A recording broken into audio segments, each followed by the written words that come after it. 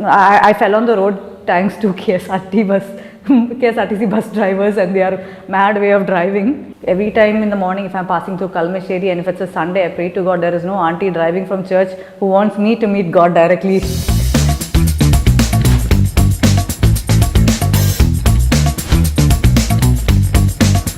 Hi, my name is Lorraine. I'm an endurance cyclist, basically from Kollam, but I've been living in Cochin for the last 5-6 years. I'm the only child of my parents, and I did my schooling in Kollam, and then I moved to Malaysia to do my graduation. So I graduated in journalism, but I did not go to work in the journalism field. Instead I ended up working sales for Intel in Malaysia for a few years before I moved to Dubai and worked there for 4-5 years. Okay, the story about how I got into cycling is pretty funny. I used to be in this Facebook group, a group where people used to talk about alcohol and all that. So there's this guy who everybody, you look at him, he doesn't look like a cyclist, and he made a post saying that he's going to do a 1,400 kilometer cycling event, and I bet him that if he would complete it, I would actually give him a gift. So he went on to do that event, and after doing that event, I gave him his gift, and he then introduced me to one of India's top cyclists, endurance cyclists called Mr. Galin Abraham. So as we got talking, and that's when he said, okay, there is a 200 kilometer BRM, there's a 200 kilometer ride coming up, and nobody has attempted, doing a BRM on a tandem cycle in Kerala as of yet. So he asked me if I was interested, and I said, yeah, sure, why not?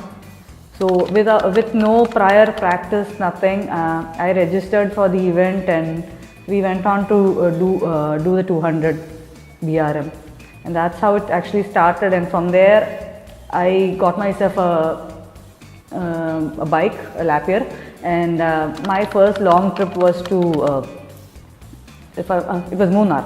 It was Munnar, and then I went on to go to Vagaman, and then I went on to do an Ooty ride with these guys. And after that, I don't think I have ever turned back.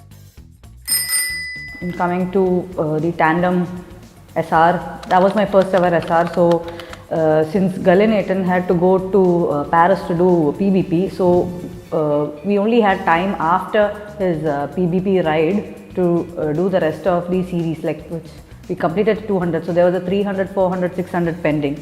So the only one place that we could do it all one shot in a month was Coimbatore.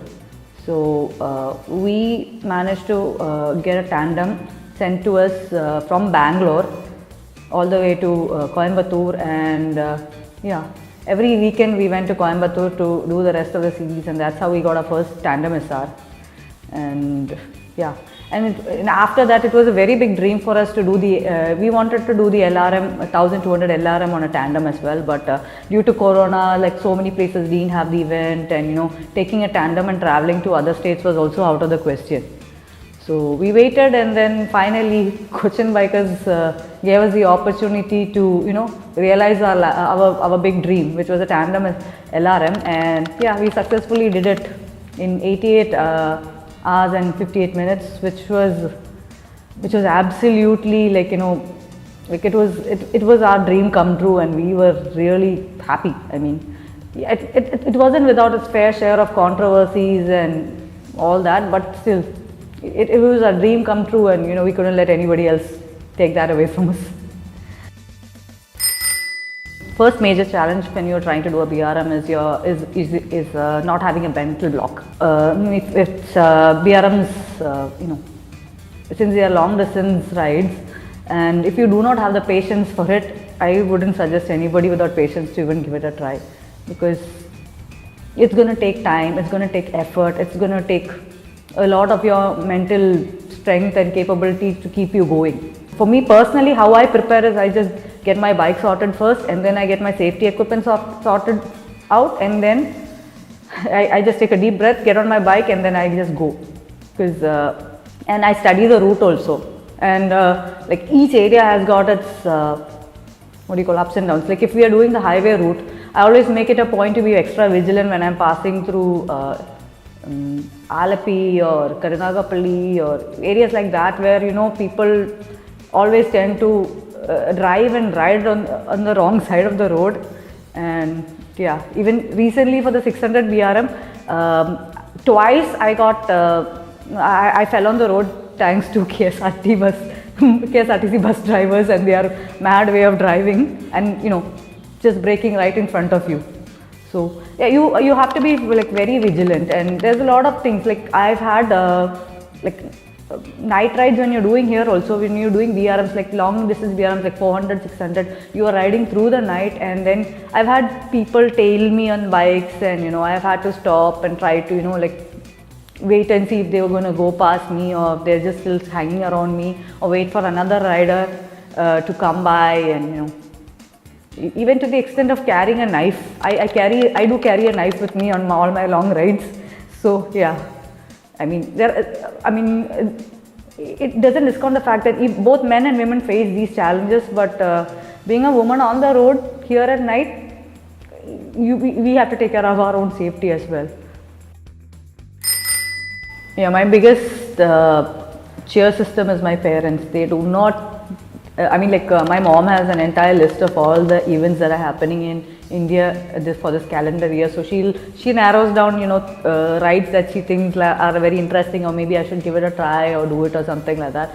And yeah, and for any cyclist, all of the people in the cycling community know that, first and foremost thing is like, we have parents who actually why are you spending so much of money on cycling? Why is it so expensive? And people have to lie about how much of money they spend. If they spend 20,000, then they have to say the amount as 2,000. But for me, it's like, thank God I'm blessed that I do not have to do the lying and anything of that. So I can just tell them how much it costs, and they're like, okay, all right.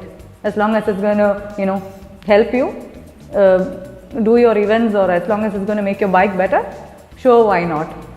They are my biggest cheer systems, and I do have a supporting partner who's also one of the main reasons I even started cycling. Without his support and without him pushing me to give it a try, I don't think I would have actually started off cycling even. So yeah,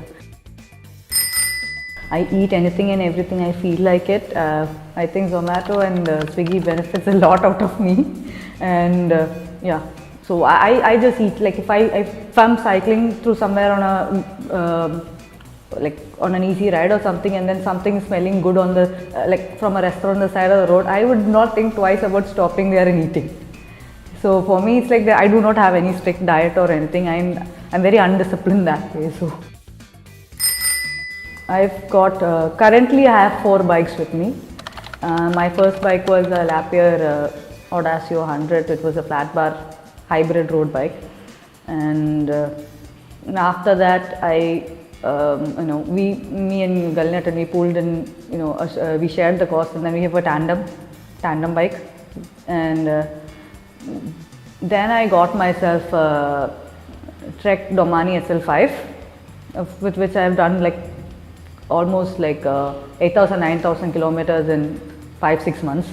So, and my partner used to, he used to ride, but now he doesn't ride anymore. So he had a sort of vintage rally, so which I have actually got it refurbished, and now changed some components so that it actually fits me and I can ride it. And I have another 2 bikes being built. One is a fixie, and another is a, I know it's a surprise bike, so I'm not going to tell what bike it is. My favorite bike would be the Trek Domani, because Red Sonia.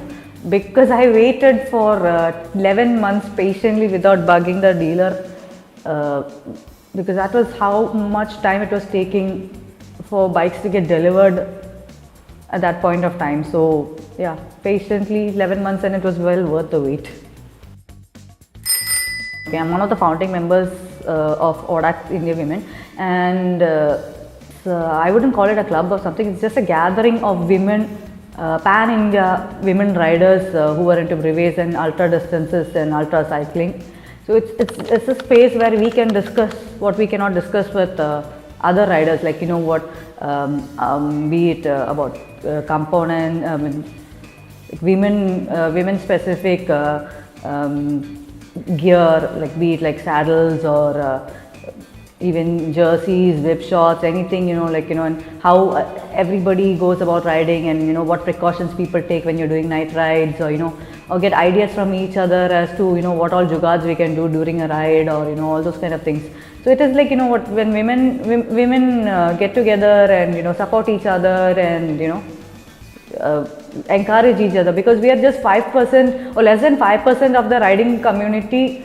It's just only women, so basically like we are a minority also even in the riding community. So yeah, the whole purpose of this was to give us a space where we can talk to each other and connect with each other, so that if I go from here to Bangalore, I know 10 people from the group who I'll be able to catch up, and they can give me pointers on where to go, what to do, or and all that. So basically yeah, it's just like a little community for ourselves.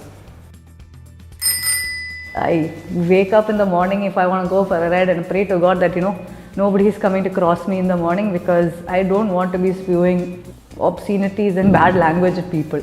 But unfortunately, yeah, I mean, every time in the morning if I'm passing through Kalmesheri and if it's a Sunday, I pray to God there is no auntie driving from church who wants me to meet God directly just because she's met God and coming out. Or if I reach Angamali, some uncle is decided to ask me, Koche vera pani le, like he says, like, don't you have anything much better to do? Why don't you just go home or something like that? I mean, you have people saying all these unwanted things on the road, or like people like cars and buses trying to force you off the road, or yeah, that's the kind of stuff that I've faced quite a bit. And last BRM twice KSRTC guys almost I fell down. I've had bruising, but thankfully me and the bike were okay. But yeah, that's how they are. They just find a little, like there are people who actually find sadistic pleasure in driving cyclists off the road. So it doesn't matter if it's a female or a male, it's bound to happen. But I wouldn't say that for like touchwood till date. I've done BRMs in Tamil Nadu. People have been very kind, people have been very nice, and even the bus guys weren't like as crazy or trying to drive you off the road or something. So I mean, I wouldn't say like safety wise, it's like different places, different people, different mentality. Even Kolkata also, people are curious about where you're coming from, what you're doing, but they're not trying to drive you off the road, or it isn't dangerous. So yeah, it's like different places, different people, different mentality. The support is there is overwhelming support and stuff like that. But even in the community, when there is a female that is actually rising above her male counterparts, there is always a little bit of jealousy, there is always a little bit of friction that happens, that is there. But personally, I try not to see that part, and I only take to heart what I have. Like I have a close set of friends who are very supportive. So, I mean, that is the only thing that matters. And for women and for girls aspiring cyclists and all that, I mean, I see a lot of parents who actually are taking the time and effort to bring their children, take them to events, get them the right equipment. So, things are changing, and it's changing for the good. So, like, as far as the community goes, I would say for cycling, Corona has been a boom, because a lot of people turned to cycling during the pandemic, and so many of them have turned into like really excellent cyclists, and a lot of women cyclists have also come out during the pandemic. So, and yeah, I mean, the community is very welcoming. There are so many like clubs organizing their daily, weekly rides and all that. So yeah, the community is actually like very starting to become very women friendly. There is like anybody who knows me knows that if I have any role model, it has to be Galen Abraham. I mean, he's one of India's most accomplished ultra cyclists, and if I could achieve at least 1/4 of what he has done, or if I could at least be 1/4 of the person he is, I would feel like I would have done something. So whatever I'm doing right now, whatever the distances, whatever I'm trying to, all the events that I'm like packing my bags and doing, it's just because I aspire to be like him. And yeah, he makes fun of me saying that I'm sorry that I gave you this cycling madness, but now since you've got it, so he's also very encouraging of what I'm doing right now. So I'm hoping to get to London in July to do the London, Edinburgh, London, and PBP, Paris plus Paris is also coming up next year. So those are my two major goals at the moment. So yeah, and all of these goals have been put into my head by my guru Galen Abraham. So basically, yeah, I have a lot of things to do. I mean, like training wise and all that. So yeah, hopefully I make it. I've had so many memorable rides and all that. So there's this one ride that I couldn't complete. It was a 600 BRM towards Calicut, Kannur, Calicut, and then back via Mahi. So I mean, since we didn't reach the halfway point we reached, but then we knew that we couldn't make it back on time. Me and my friends, we decided that we're going to stop. And then we heard that 4 or 5 of our other friends have also quit. So we made a plan to just meet up at one point, and then we all got a mini tempo traveler. We stopped by Mahi. We just had some fun there. They packed up our cycles, and then we just enjoyed our way back. So many people were like, oh my god, don't you feel bad that you had to DNF your 600? But then honestly, I really didn't feel bad because we had way too much fun that day. So yeah, I mean, you have those moments where you lose a ride, but then you make other memories otherwise. So yeah, so I just have one thing to tell people, when you do an event and if you think that you are going to lose it, no, don't give up like that. Okay, fine, you're losing it, just okay, fine, ride, finish it, or and try the next time. I mean,